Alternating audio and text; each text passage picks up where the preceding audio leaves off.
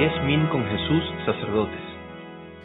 Queridos amigos, en este cuarto domingo de Adviento, la Iglesia se enfoca normalmente en la figura de María, como prototipo de la verdadera espera, de la espera dichosa, paciente, serena y alegre del Salvador. Y este año meditamos la última parte del relato de la Anunciación, o mejor dicho, su continuación, que es la visitación de María Santísima a Isabel. Por lo tanto, leemos el Evangelio de Lucas, capítulo 1, versículos del 39 al 45. Este pasaje, sin ser muy largo, ofrece muchísimos puntos de reflexión y de profundización. Por lo tanto, trataremos algunos para poder orientarnos en nuestra reflexión dominical. Entonces, como ya hemos dicho, el contexto de este pasaje es la Anunciación. Precisamente el versículo antes de aquel que leemos este domingo es en la conclusión de la Anunciación. Dijo entonces María, aquí la esclava del Señor, hágase en mí según tu palabra. Y en ese momento, pues, nuestra fe nos enseña que el Verbo se hizo carne, que María recibió el Espíritu Santo, que la fecundó y le permitió ser la madre del Redentor. Fue concebido nuestro Salvador. El Verbo se hizo carne en ese momento. Y el versículo 39 comienza, nuestra traducción usualmente nos lo presenta diciendo, bueno, en aquel tiempo María se levantó, digamos así, ¿verdad? Sin embargo, es interesante ver cómo el versículo 39, Lucas 1:39, comienza después de que se dice en el versículo 38 que el ángel la dejó. Inmediatamente el versículo 39 comienza Anastasa de Mariam en Taisemerais. O sea, sí, está la expresión en aquellos días, pero la primera palabra, la que da apenas María recibido, digamos, el anuncio del ángel y ha aceptado, y por lo tanto se ha producido la encarnación, digamos así, esta idea de inmediatez, seguramente habrán pasado algunos momentos o incluso algunos días, pero la expresión del texto es levantándose María en aquellos días. O sea, es como que recibe el don de la anunciación, inmediatamente se levanta, ¿no? Se levanta y va a la región montañosa de Judea, metaspeudes, con prisa. Efectivamente, apenas María recibe la llamada, digamos así, del ángel, se da cuenta que con el don de la encarnación que ha recibido es una alegría inmensa que debe compartir, que no puede quedarse para sí misma. Y por eso se va a toda prisa a la región montañosa de Judea. La región montañosa de Judea dista 130 kilómetros aproximadamente de Nazaret. Según una tradición muy antigua, del siglo III o IV, el lugar donde vivían Zacarías e Isabel se encuentra en el pueblo actual de Aim Karim, que está a 8 kilómetros más o menos de Jerusalén. Allí se dirige María, es decir, recorriendo muchísimos kilómetros porque desea compartir la alegría de la encarnación y desea servir a su pariente Isabel, que se encuentra encinta, ¿no? Se encuentra ya de 6 meses, ¿no? Y por eso se pone en camino.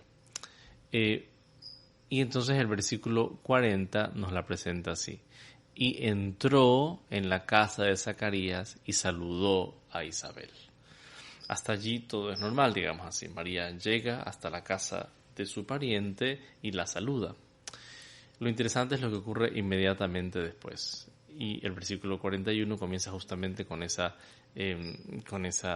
expresión, ¿no? Y aquí, y sucedió, como escuchó el saludo de María Isabel, el niño saltó en su vientre y ella quedó llena del Espíritu Santo. Y quedó llena del Espíritu Santo Isabel.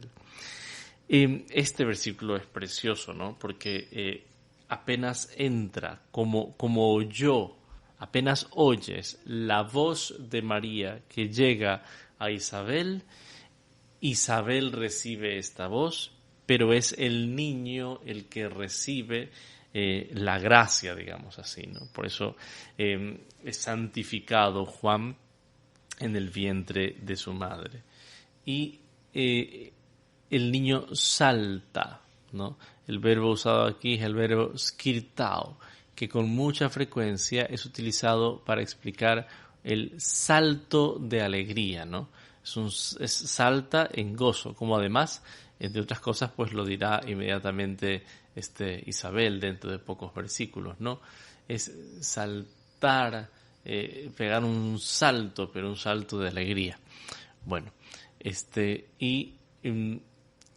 Isabel que haya en el Espíritu Santo. Entonces se da, digamos así, este encuentro en el cual María apenas llega con el verbo en sus entrañas y el verbo comienza a llenar del Espíritu Santo. Isabel y al niño que salta de emoción.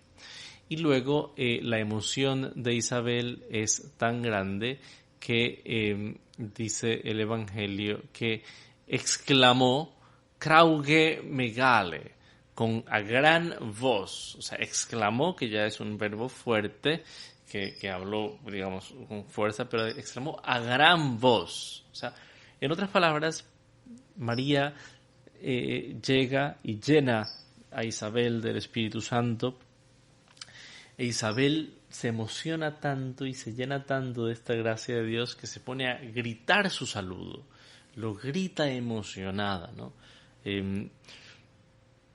A veces podemos ver, ¿no?, ciertos videos, ¿no?, de personas que sorprenden a sus familiares, ¿no?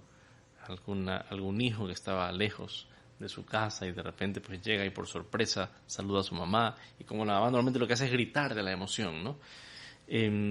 Bueno, pues aquí nos encontramos con María que sorprende a Isabel, pero la sorprende no solamente porque llega a visitarla, sino que la sorprende porque la santifica, y al santificarla Jesús en su vientre le da la certeza de lo que ha ocurrido. O sea, María, digamos así, recibe por una revelación, Isabel recibe por una revelación del Espíritu Santo la certeza de lo que está ocurriendo en ese momento. Y por eso el saludo es así, a gran voz. E inmediatamente dice Isabel a María: bendita tú entre las mujeres, eulogemene, bendita, bendecida tú entre las mujeres, y bendecido el fruto de tu vientre. Bendita tú entre las mujeres, y bendecido el fruto de tu vientre. Es interesante porque Isabel reconoce a María como bendecida. La reconoce como aquella que ha recibido la bendición de Dios. El tema de la bendición es importantísimo en toda la Escritura. Y es interesante cómo la bendición está con mucha frecuencia ligada, sumada a la vida. Entonces, efectivamente, María ha recibido la bendición de Dios porque ha recibido la vida, y no cualquier vida, sino a Dios mismo, que es la vida.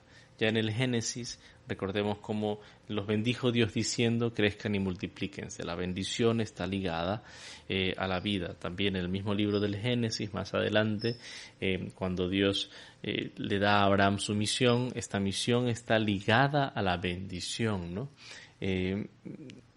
Y la bendición está ligada al don de la vida, ¿no? O sea, es decir, te bendecirán como por una descendencia numerosa, ¿no? Más numerosa que las estrellas del cielo.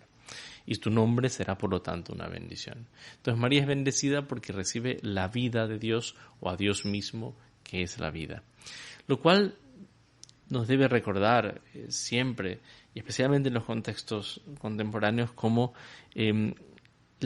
toda vida es bendición de Dios, absolutamente toda vida, incluso aquella vida que ha sido concebida en circunstancias dolorosas, como puede ser una violación, es bendición de Dios. Y por lo tanto, este pasaje también nos recuerda, si bien no es un mensaje principal, cómo la vida debe ser defendida, ¿no? Ya desde el vientre de María, con pocos momentos de haber sido concebido, pocas semanas, poquísimas, tal vez incluso días, Jesús es capaz de bendecir al Bautista y a Isabel, y María recibe esta exclamación de Isabel como bendecida porque lleva en su vientre al Salvador. Bueno, y el Juan Bautista, pues en el vientre de su madre es santificado y salta de emoción. Entonces, bendecida María porque lleva a Jesús. Y luego Isabel añade, y ¿de dónde acá? Posen moi tuto. ¿De dónde a mí esto? ¿Cómo es posible? ¿Quién soy yo? Traduce acertadamente muchas veces varias versiones. Para que venga la madre de mi Señor a mí. ¿Quién soy yo para que venga la madre de mi Señor a mí? Y este versículo es muy importante desde el punto de vista mariano para conocer a la Virgen María.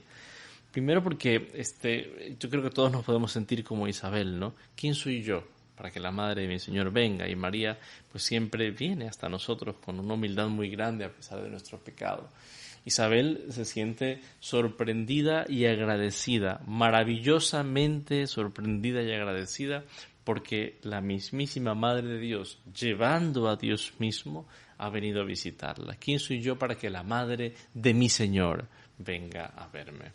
Aquí, cuando Isabel llama a María la Madre de mi Señor, la está llamando Madre de Dios. La está llamando Madre de Dios. Y esto es importantísimo. Y la prueba de que la llamaba Madre de Dios vendrá efectivamente 2 versículos más adelante. Entonces, es importante rescatar esa actitud de Isabel, que se siente profundamente agradecida porque María le lleva a Jesús. El versículo 44. Y he aquí que en cuanto llegó el saludo a mis oídos, el niño skirtesen en agaliase. El niño saltó de gozo. Agaliasis es un gozo inmenso, un regocijo. El niño saltó de regocijo. Entonces Isabel reafirma que cuando comenzó el saludo, el niño saltó, y no solo saltó porque sí o porque se asustó, saltó de alegría. Es un salto de gozo porque ha venido el Señor. Con esto, Isabel asegura que comprende todo lo que está sucediendo.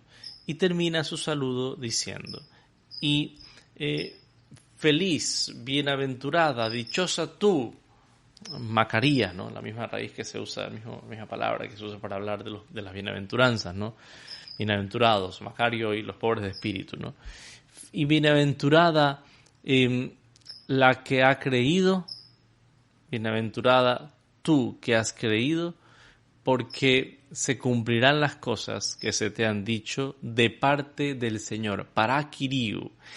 Aquí es interesantísimo. Primero porque Isabel es la que mejor define a María en toda la Escritura. María, ¿quién es? Es la bendecida con ser Madre de Dios, y aquella que es bienaventurada por su fe. Bienaventurada tú que has creído todo lo que se te ha dicho de parte del Señor. Y aquí, de parte del Señor, se utiliza nuevamente la palabra Kyrios, que 2 versículos antes se ha utilizado para referirse a María como la madre del Kyrios. O sea que no queda ninguna duda de que Isabel llama a María madre de Dios, porque el Kyrios del versículo 43 no es solamente el Mesías, digamos así. Es el mismo Kyrios del versículo 45, que es Dios. Bienaventurado tú que has creído lo que se te ha dicho de parte del Kyrios, del Señor. Por lo tanto, Isabel aquí llama a María Madre de Dios y la alaba por su fe. Encontramos pues en este Evangelio, como bien nos recuerda el Papa Francisco, ¿verdad? Encontramos pues en este Evangelio las actitudes fundamentales con las que debemos esperar la venida del Señor. En el Ángelus del año 2018, el Papa Francisco nos recordaba que aquí en este Evangelio María nos deja ver cómo ella espera al Señor, con qué actitud, con fe. con fe. Porque tiene fe, ha dicho sí. Porque tiene fe, al contrario de Zacarías, que dudó, ella se vuelve el prototipo de la espera, la bienaventurada, la feliz. Pero esa fe la mueve a la caridad.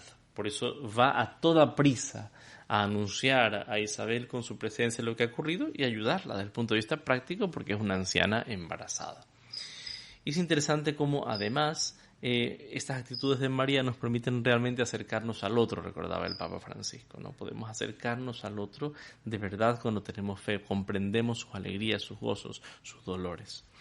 Y es interesante cómo también el Papa Benedicto nos decía en un Angelus del año 2009 que en este pasaje encontramos el encuentro del Antiguo y del Nuevo Testamento, ¿no? Y saber que representa el Antiguo Testamento, la promesa, la espera, y María que trae ya la salvación, trae el Nuevo Testamento, trae a Cristo dentro de sí. Y ese encuentro de espera y realidad de salvación produce un gozo inmenso que es el que canta Isabel y luego, como sabemos, cantará María en su Magnificat. Bueno, pues que preparemos con alegría esta venida del Señor que ya se acerca. Que Dios los bendiga.